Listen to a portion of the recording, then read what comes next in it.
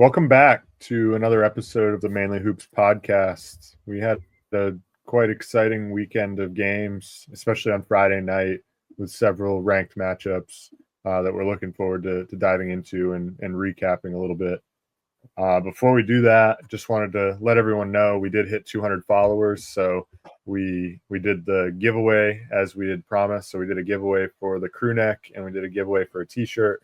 And we're now introducing every 100 followers. We're going to do a giveaway for a t-shirt. So the next benchmark is 300 followers. We'll do another giveaway for a t-shirt.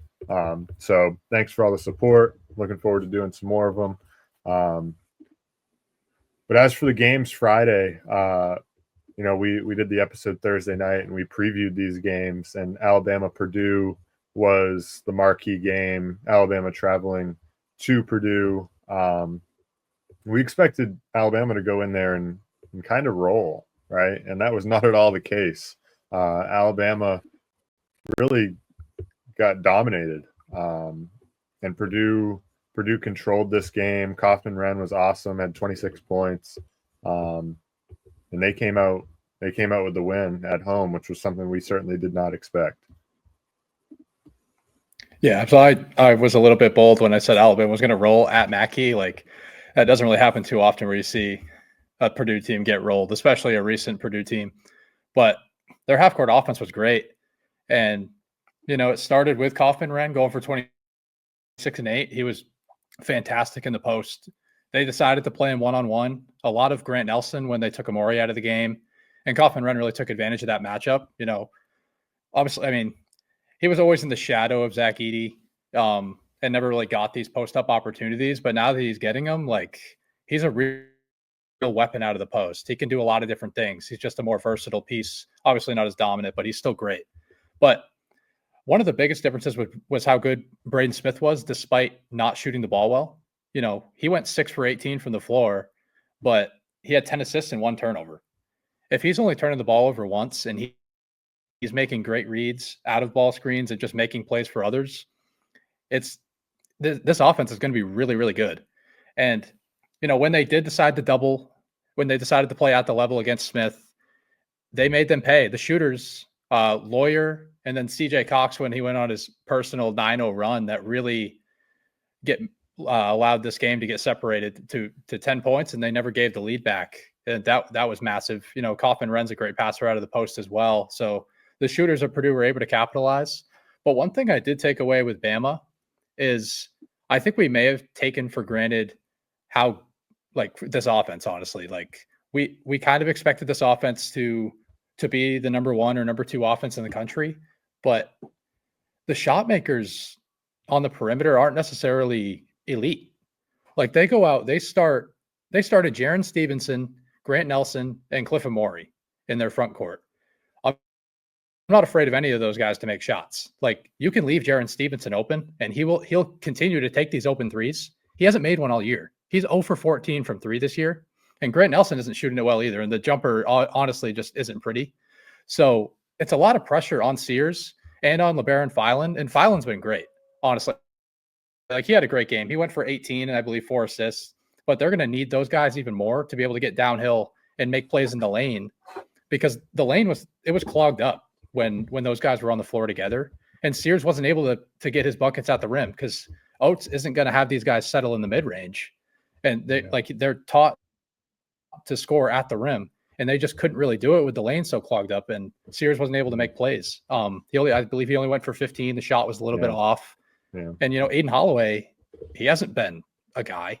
I'm starting to see him get weeded out of the rotation, but they need a guy like Chris Youngblood. The guy hasn't even played a game for the program, and they may already need him to push this offense truly over the top. So I do have some issues with Alabama with this game, but they didn't shoot the ball well. They shot 9 for 29 from 3, I believe, as a team. That's not going to happen every night. I believe this game would have been right down to the wire if the shooting variance wasn't so far off. Purdue finished 9 for 16. That's not going to happen every night either. But personally, I thought it was played pretty evenly, but Purdue's half-court offense was the difference. Yeah, I'm starting to get a little bit worried about Alabama's offense. Maybe we underestimated the losses of Estrada and Griffin a little bit. those guys were big shot makers. Estrada was a really steady piece for them as a fifth year last year. So I'm starting to worry a little bit, especially if Sears isn't making shots on a particular night. Like you said, there's a lot of pressure on him, especially right now without Youngblood, and with the clogged paint and Holloway really not doing much.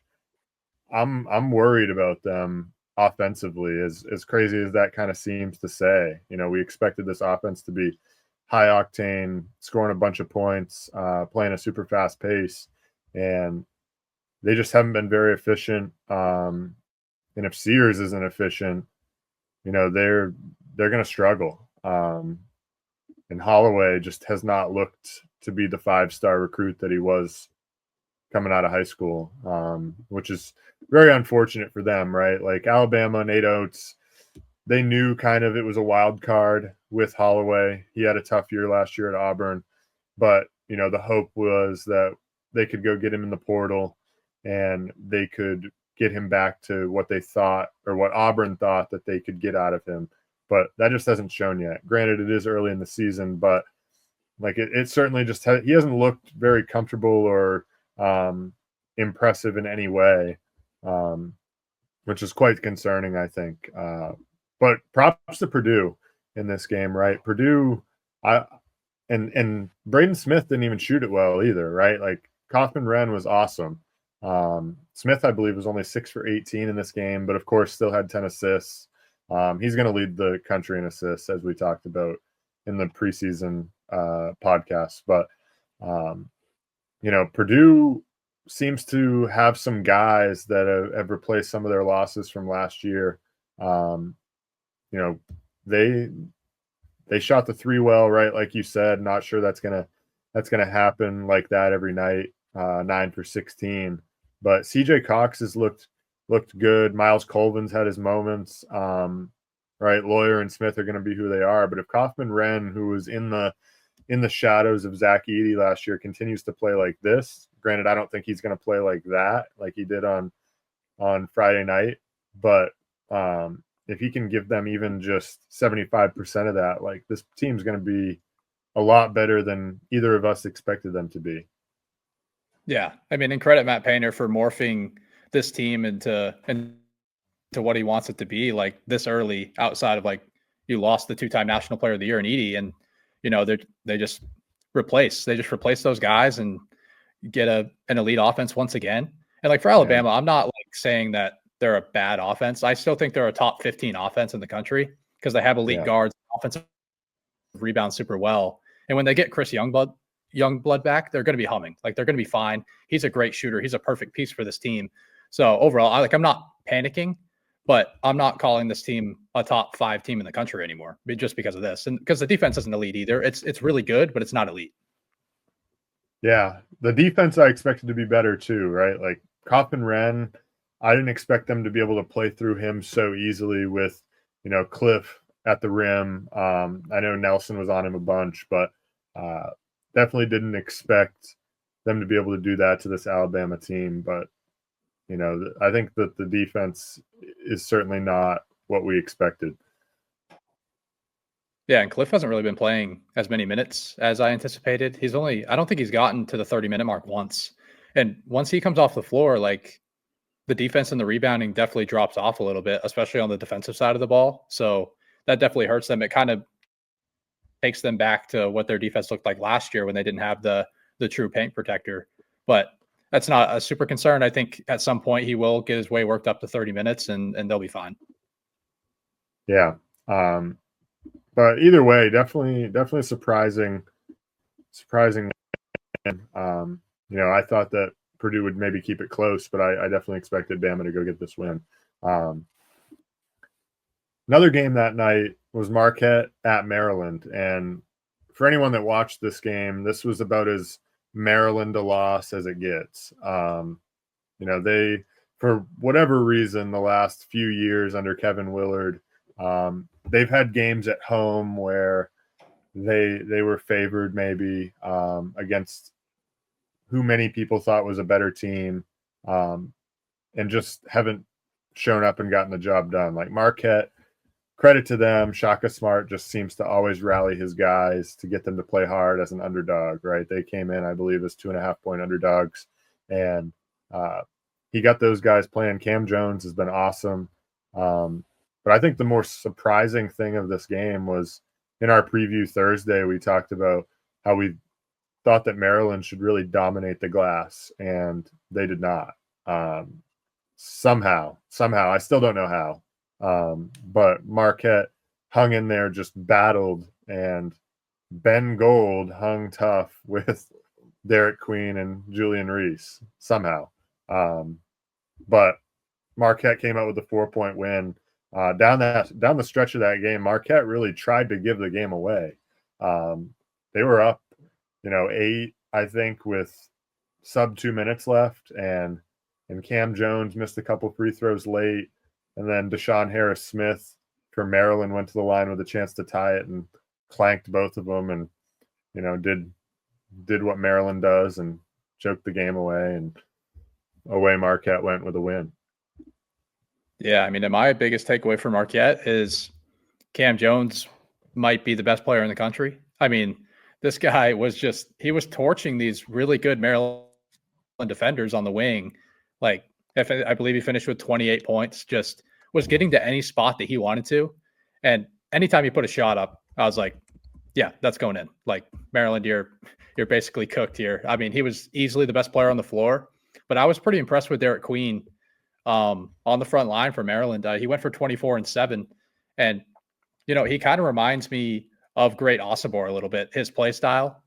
He's able to get downhill. He can play alongside Reese because he can create for others. And and he's just a great passer, can score off the bounce. He kind of has the build of Great Osobor. I'm not saying he's as good as Great Osobor just yet, although Osobor hasn't really been that good this year. But yeah, that's just what I see in Queen, and I think there's plenty of room to grow for him. But overall, yeah, it was another Maryland loss in a game that they should have won at home.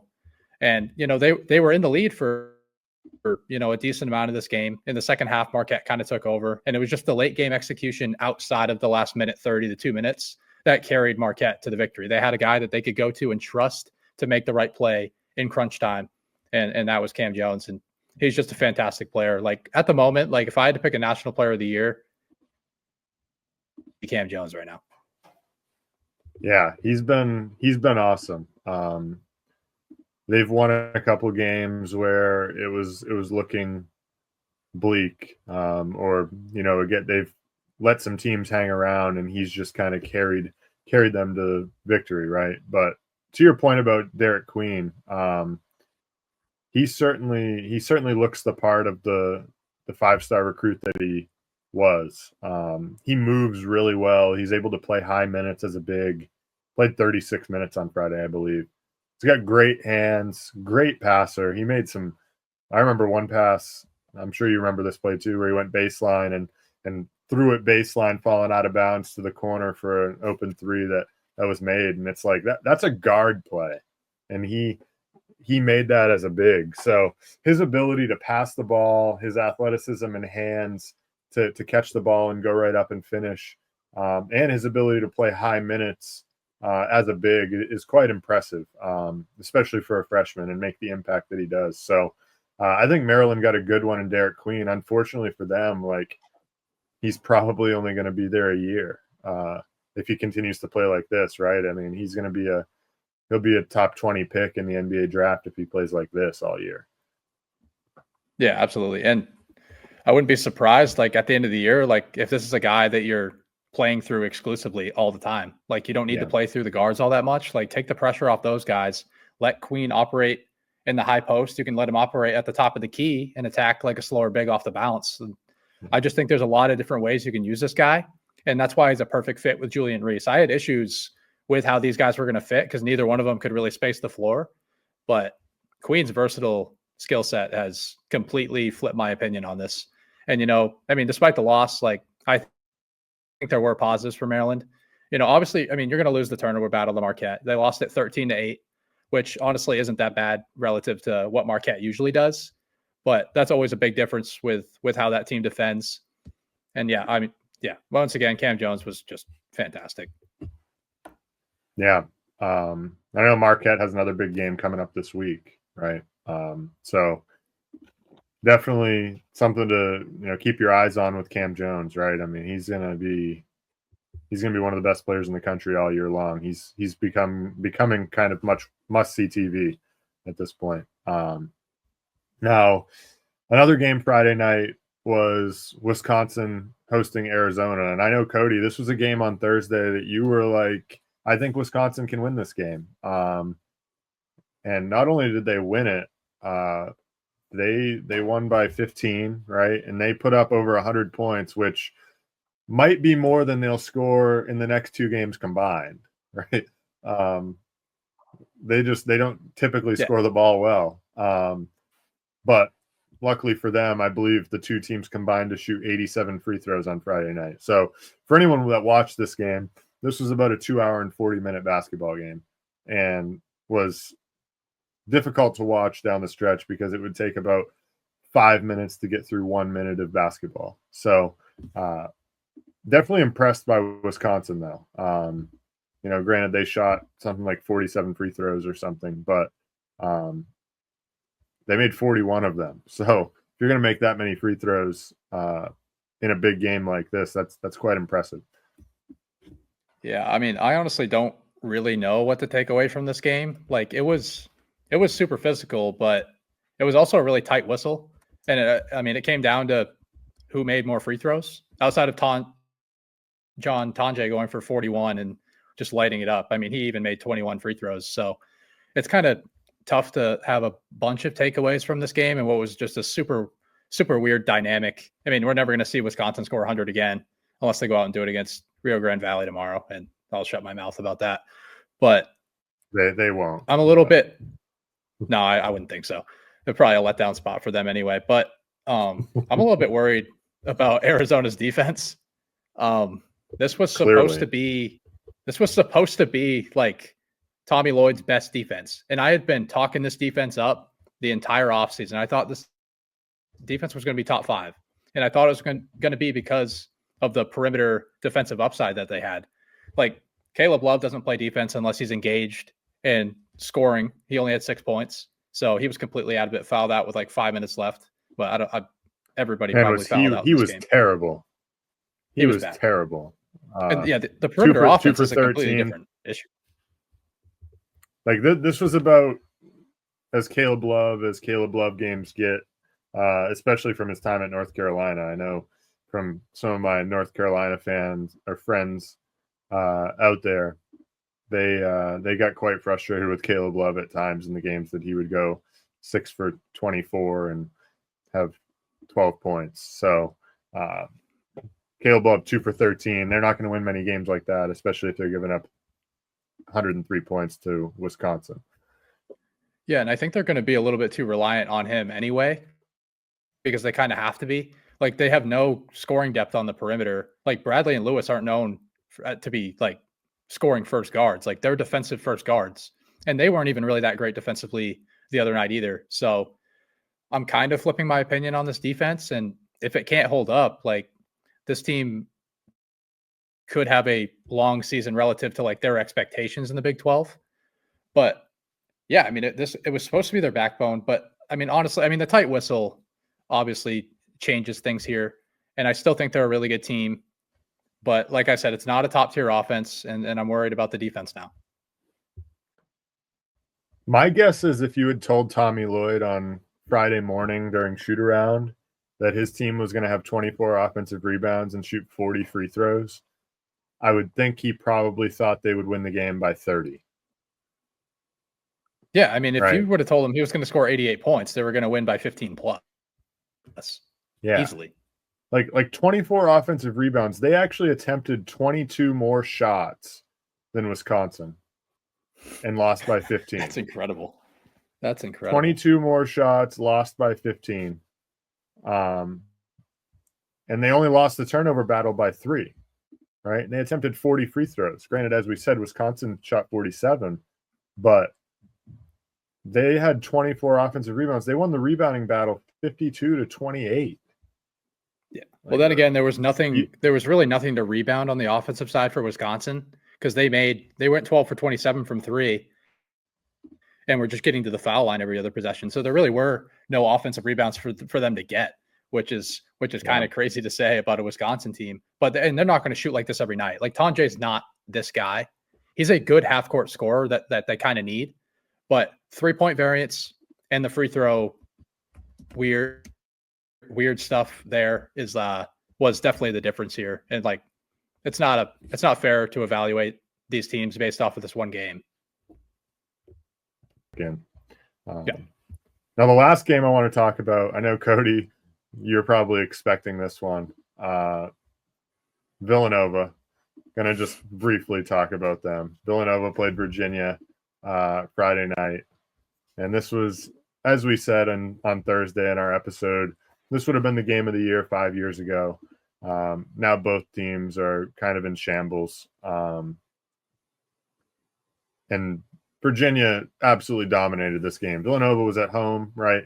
They were favored in this game by 3.5, I think. And they lost by 10. Site. They were neutral site. Okay. But they were favored by 3.5 on a neutral site against a Virginia team that's not very good. And they got down by as many as, was it 18 at one point? Yep. Like you're down 18 to a Virginia team that's not good. They shot 35% from the field, 28% from three, and allowed, granted, Virginia made 14 out of 25 threes. That's not going to happen every night, especially with this Virginia team. McNeely, I think, was 6 for 6. But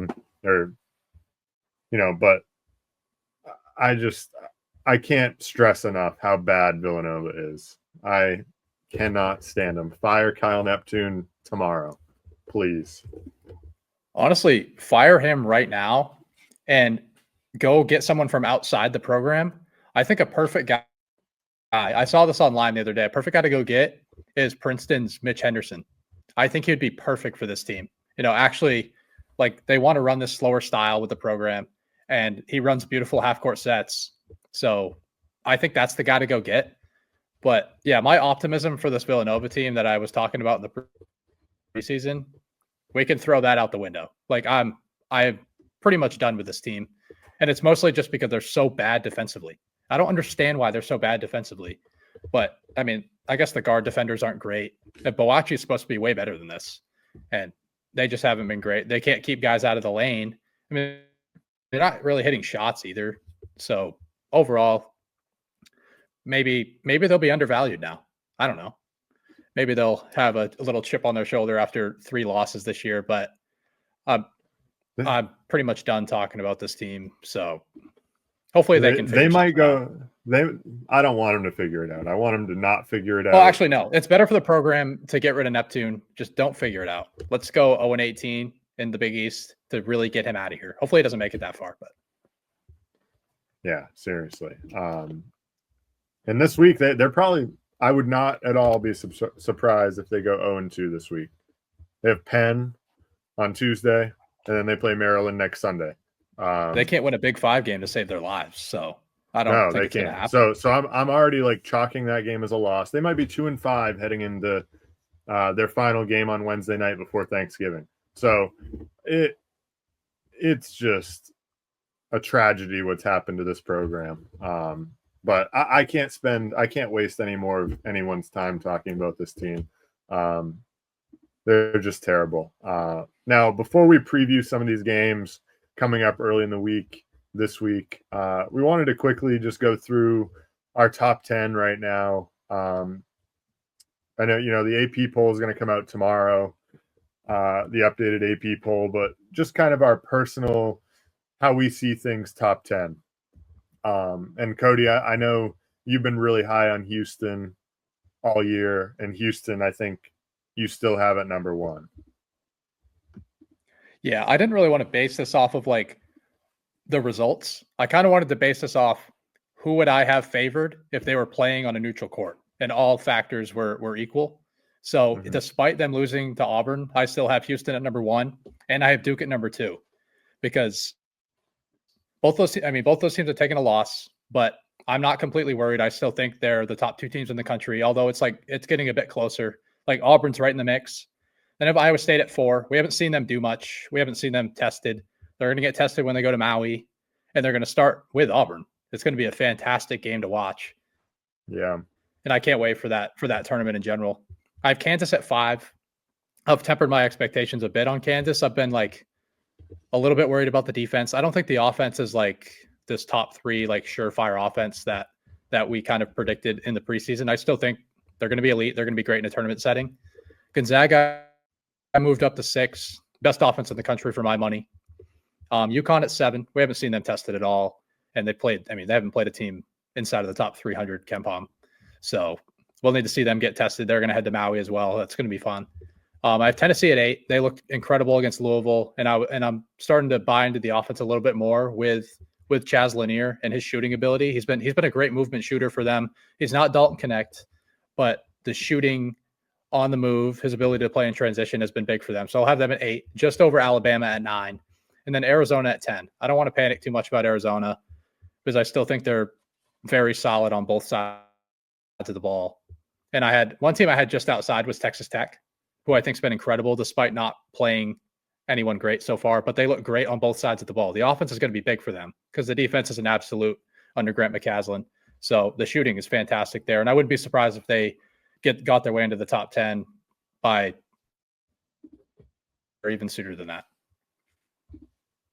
Yeah, no, I mean, I have no problems with your top 10. You know, it's at this point in the season, I think you can't, depending on like how you feel about certain teams within the top 10, like I think we have pretty much the same teams, maybe one different.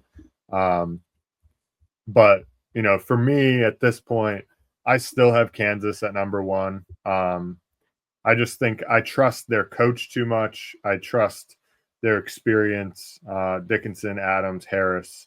I feel like right now, like I still have them over anyone, like you said, on a neutral site. But not far behind. I have Houston right behind them. The team that I left at number 3, and my reasoning for it is simply that they have a top 2 coach in the country, great assistant coaching, and they're the reigning 2-time national champions, right? UConn. I just have a hard time moving them down until they prove otherwise to me. They've continued to still roll through teams despite not playing anyone. As you said, nobody inside the top 300 of KenPom. But, you know, I have a hard time discrediting them yet until they show me something. Now, they're going to go to Maui. We'll see how that turns out. That they're going to learn a lot about themselves during that tournament. Now, 4th, I had Auburn. Obviously, they got that big win over Houston. I still prefer Houston over them, but Auburn's definitely right in the mix with those teams. Right behind them, Duke. Duke's half-court offense just worrying me a little bit. I expect them to figure it out at some point, but for right now, if they were playing the tournament today on neutral site, it's kind of just where I feel they belong. 6th, Iowa State. I know, Cody, you're high on them, as am I, but I just want to see them play someone first. It's no discredit to them, right? They're a great team. They're going to do great things, but they just need to play someone, and that game against Auburn is going to be a fun one in Maui. And then I had Gonzaga, Alabama, Tennessee, and then Purdue at number 10, who you had outside your top 10. For me, just right now, again, it just goes back to the coach, Matt Painter, great coach, and they're just running a very smooth operation over there, despite losing 2-time reigning National Player of the Year, Zach Edey. They've kind of picked up right where they left off, and that win on Friday night really cemented them for me as, they're my number 10 team in the country as of right now. But just outside of them, there are plenty of other good teams. Arizona's right there. For me, North Carolina's right there. So, especially seeing what North Carolina did at Allen Fieldhouse. So, I think as of right now, that's just where I stand. But, this is all subject to change with it being so early, right? A lot of these teams haven't really played anyone yet. So it's really a we'll see. And it's going to be fun. The Maui Invitational is always one of the best tournaments of the year. Really looking forward to that one coming up here. And all these like holiday tournaments that are coming up before conference play. Yeah, we have those start next week. I think the tournament in the Bahamas starts next Thursday. We're going to be talking about one of those games on here too. But yeah, I mean, for Purdue, like I have them just outside of my top 10. I have them in the 12-13 range. I mean, that win was impressive, but I do need to see them defend a little bit better. I need to see them figure out their front court rotation, how they're going to defend there, although they did pass the test against Alabama. Yeah, no doubt. Now, as for games this week, right, we've got a few pretty good ones. We got Gonzaga at San Diego State. San Diego State, not the same team that they've been in years past. Gonzaga, who was a team that I was personally not as high on coming into the year, but they've picked up some solid wins over Baylor and Arizona State, who's starting to look like a much better win now. I know they got trashed on for their loss to Duke in the preseason, but they handled business the other night as 5.5-point underdogs against Grand Canyon, right? Now I don't know if this is Grand Canyon just being overvalued from last season. That's probably part of it, but I think Arizona State's also not as bad as people expected. But anyway, Gonzaga had that win, and then obviously the Baylor blowout to start the year. They're going on the road here at San Diego State, which is historically not an easy place to play, but this is a much different San Diego State team than we've seen in years past. Yeah, for sure. And to make a point on Grand Canyon, like I still think they're solid, but the guards of Arizona State outplayed the guards of Grand Canyon, and the defense wasn't great for Grand Canyon either. So that's definitely a concern, and I think they definitely are overvalued.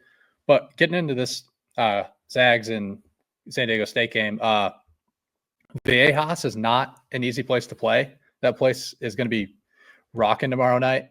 And this is the return game. The Aztecs actually beat Gonzaga in the kennel last year. I think they beat them by 10 as like a 7-point dog.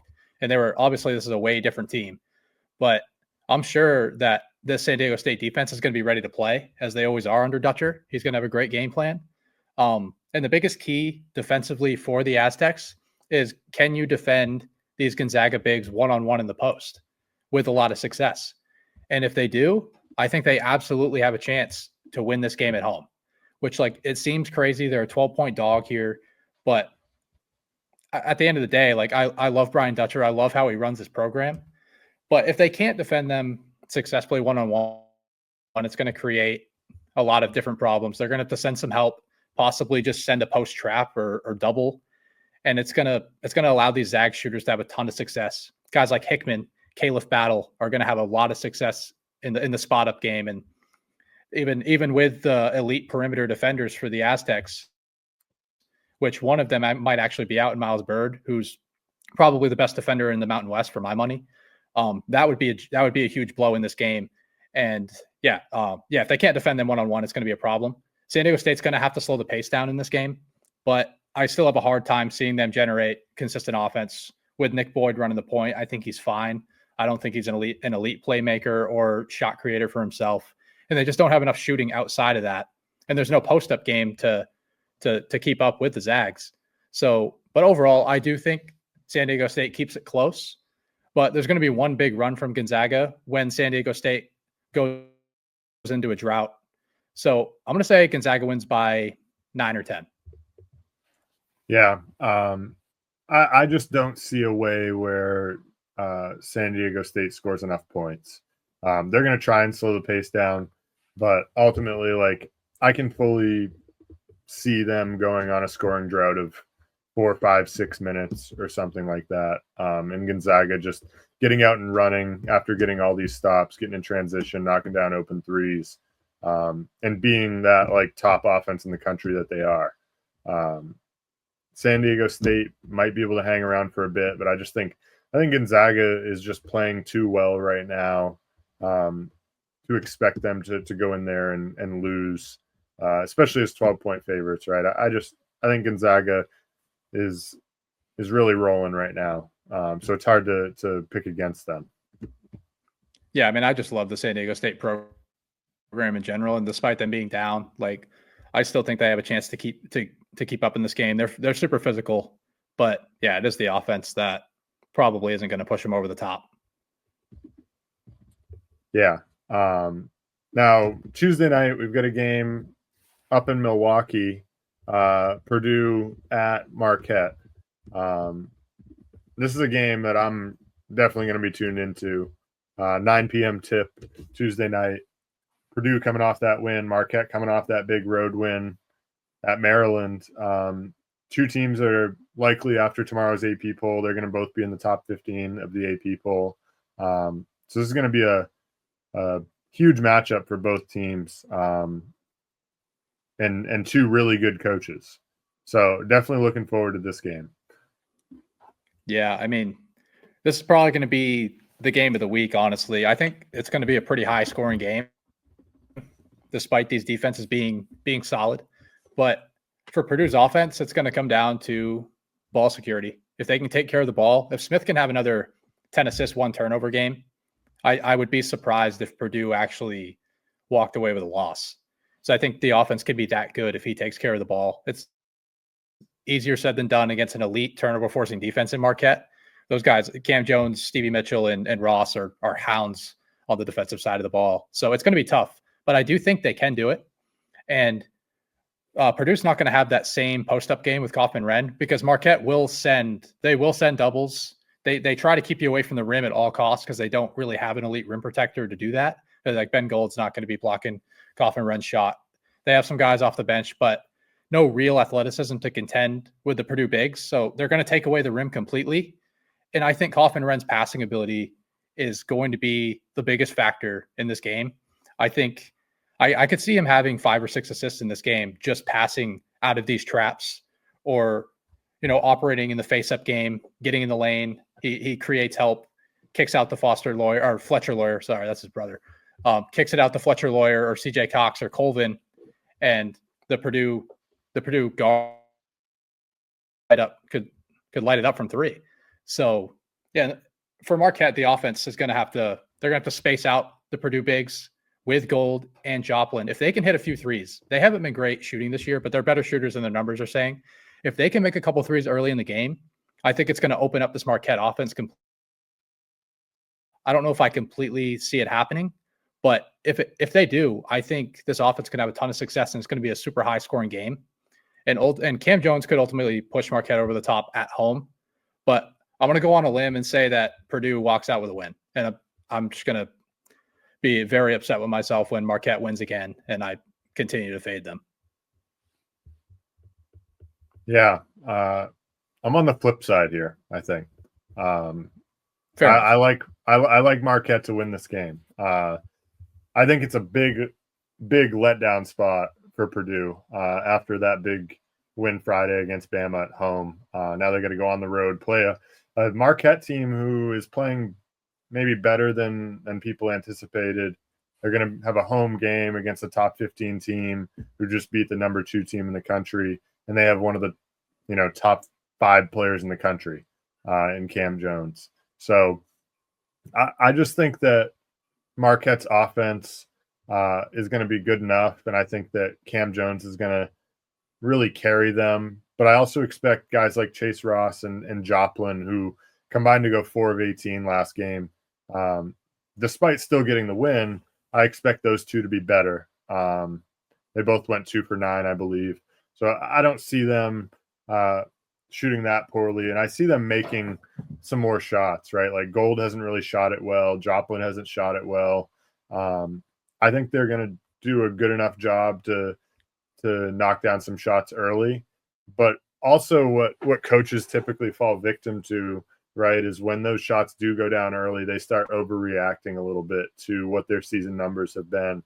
And I see that kind of opening up the rest of Marquette's offense, right? The driving game of Mitchell and Ross and of course Cam Jones. So I think this is going to be a really good game, really fun game to watch. But I'm not expecting Coffin Wren to do what he did on Friday night, especially as you said, Marquette likes to send doubles. So he's going to have to really make really good decisions, I think. Not forcing shots and making the right play, and hopefully Purdue's guards can continue to knock down shots. Expect some positive regression shooting the ball for Braden Smith. He's had a couple tough games, I think, shooting the ball early this season. But his playmaking, of course, is going to be there. But I just think Cam Jones is too good right now. And this Marquette team at home with Shaka Smart, who's just awesome as an underdog. And I don't know what this line's going to be. I expect it to be pretty even. But, I'm going to take the home team here just simply because I think they have the best player in the game. Yeah, I'd say this line probably comes out at Marquette -3 if I had to guess. Yeah. But I'm just a believer in Coffin Wren's passing ability. I think he's going to open up everyone else's game. And honestly, Fletcher Lawyer is probably due for negative regression shooting. I think he's shooting like 60% or maybe even better than that from 3 right now. It's been pretty ridiculous. But, Braden Smith isn't going to have those mid-range jumper opportunities either that Alabama was giving them. Like they're going to play at the level on ball screens or even just blitz the ball screen completely. So Smith is going to have to make really good decisions.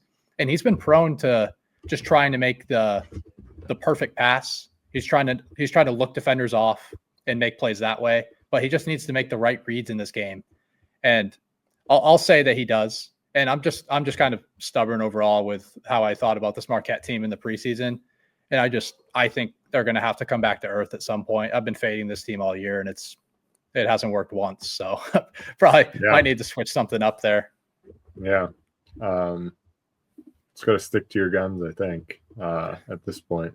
But another game this week, Alabama's got another big one, neutral site game against Illinois. Illinois they've been better than I think expected so far. They've gotten some good production out of some freshmen, right? Alabama needs this game. They need to bounce back, get back in the win column against another quality opponent, good coach in Brad Underwood. This game's being played in Birmingham, but they really do need this one, right? Because they don't want to go into conference play. Granted, they don't have Chris Youngblood, but they don't want to go into conference play having lost to like all of these top level teams that they've played. They need to get a couple of these. Yeah, that's the same thing that happened to Bama last year. They didn't win any of the big games last year. They just couldn't make any shots. I mean, they shot like 25% against high caliber teams or something like that. It was a pretty crazy difference from them against worse competition. And then come March, they were a juggernaut. Yeah, they didn't miss, and then nobody made shots against them, and they basically cruised to the Final Four. Right. But I need to see Illinois against quality competition before I can have like any real opinion about this team. Like Will Riley's been great, but he's been shooting over his head, I think anyway. I mean, I haven't really seen him play all that much, but he's shooting like 9 of 13 from 3 this year. So I'm going to need to see him actually perform against a higher quality defense because he hasn't really been scoring inside the arc all that efficiently. And for Yakachonis as well, he's going to have to prove to me that he can take care of the ball a little bit better. I believe he's averaging like 3.5 to 4 turnovers a game. So he's going to have to make better decisions with the ball. And Alabama's going to force him to be a scorer because he loves to operate in pick and roll. And they're just going to play drop with Cliff Amori. They're going to force him to hit mid-range jumpers or just be disciplined and make the right pass. If he tries to force too many passes to Ivisic or tries to force a bad shot, he's going to play right into Alabama's hands. And, I think that could happen for an 18-year-old. And honestly, on the defensive end, I have like some concerns with Illinois still. Like I need to see Ivisic guard these guards for Alabama with their drop coverage. They play an even deeper drop coverage than Alabama does. He's going to have to hold his own against Sears and Filan getting downhill. And if he can't stay out of foul trouble, there's no real great replacement for Underwood's system defensively. And it could make for a long night against an Alabama offense that's still really good. But if Illinois can handle them on the interior, I can see them winning this game. But in Birmingham, I'm going to take Alabama in a fairly close, higher scoring game. Yeah. I think Bama gets back on track. I was not as high on Illinois as some other people were coming in. I actually think Bama gets back on the right track and wins this game in convincing fashion by double figures. I think Sears has a good game. I think they get busy on the offensive glass and really make this like young, inexperienced front court. And this like team, really Illinois, they haven't played anyone and they haven't really played together, right? This is an entirely new roster. I think Bama's experience here with Sears, especially, I think they're gonna get the job done, and I could see them easily winning by like 15 plus. It just feels like a game where Illinois they aren't ready for this yet. I wouldn't doubt that it would be maybe a closer game later in the year, but I think Alabama right now they need to get back on track. So they're going to be locked into this game after losing Friday night and kind of getting dominated. And now they're going to play Illinois. I think this is a game that Nate Oates is going to have them ready for and come out with a big victory. Yeah, I think Alabama's defense sets up pretty well to defend Illinois as well. I think they have these athletic wing defenders that can bother like Will Riley, Yakachonis, and Kylan Boswell. I think they can all be harassed by guys like Philon and Darian Reed and Latrell Reitzel, who we haven't talked about yet, who's key for this team shooting wise. So, I will take Bama, but I wouldn't be surprised if it's closer. Just if Bama's shooting continues to be kind of poor. Yeah. No, I mean, of course, if they're going to continue to not shoot it well, I'm just expecting, based on Bama's past, I'm expecting some improvement there. But we'll see. I just think they need to come out ready to go. They need a win here. But another game this week, St. John's, they played today. Got a win over New Mexico. They played Baylor. Baylor bounced back, obviously, last weekend after that loss to Gonzaga. They played Arkansas and got a win by 5 at home, or in a neutral site. But now they're playing St. John's this week in the Bahamas. St. John's, a team I haven't been very high on outside of their defense. Baylor's started to look better. Right, they've got their guards and Rob Wright and off the bench, Roach and Edgecombe. Edgecombe still struggled a little bit, but starting to come along. Last I saw, they were just hammering Tarleton State at halftime. So Baylor, this feels like a game that they're probably just going to win, just because I think they're the better team. But St. John's defensively, I could definitely see them causing some problems with that backcourt, especially with Richmond. They're very versatile at the guard position. They're probably going to be able to switch everything. And Baylor just doesn't have that interior presence to go to offensively. I just think that Baylor's guards are too dynamic, despite St. John's defensive backcourt. So I expect Baylor to come out with a close victory in this one. I expect this to be a very good game. Yeah, I agree. I do think Baylor comes out with a win here. I think they could win pretty easily in this game just because of the matchup. I think it favors Baylor pretty heavily, honestly. I think the Baylor 1-1-3 zone that they've been playing ever since the Gonzaga game, in pieces against these mid-major teams, I think they want to try to figure out their man-to-man defense, but they're going to play the zone, and I'm pretty sure that they're going to do it against the Johnnies. And it's going to create issues for St. John's because they don't really shoot the ball that well. I mean, Dunlap's been good. Wilcher's not really a spot-up guy. He's more off the bounce, try to get into the lane, as the rest of these guards are. And I just think they struggle to operate in a half-court setting. And Baylor, they're playing much slower with this zone. They're trying to prevent transition, which so many baskets in transition, just like what happened today against New Mexico, that basically allows it. And they were just allowing them to score in transition at will. But this zone is going to prevent Davon Smith and Richmond from getting into the lane and making plays for others. Like, they're going to have to be more perimeter oriented. They're going to have to, Patino's going to have to scheme up some zone sets to beat this team. I just don't think they're going to have a ton of success, especially early on in the game. He has some days to prepare for it, but they don't really have the personnel to beat this zone. And then Baylor, on the offensive side of the ball, I actually do think they have some avenues, and it starts with Omier on the glass. I think like St. John's is playing small at the 4 with Aaron Scott. I think Omier can kind of have a field day on the glass, and even if Baylor does play small against Ejiofor, I think he can match him rebound for rebound. And then it comes down to basically who's going to shoot the ball better. And I trust Baylor's guards over St. John's guards, even though Langston Love, they just got news that he's not going to be back for a while. There was a little bit of a setback with his ankle, so he's probably not going to be playing for this game. But the shooting and the pure scoring talent favors Baylor. And I do think they have an edge on the offensive glass. And like I said, they're going to dictate pace, and they're going to force St. John's to play outside.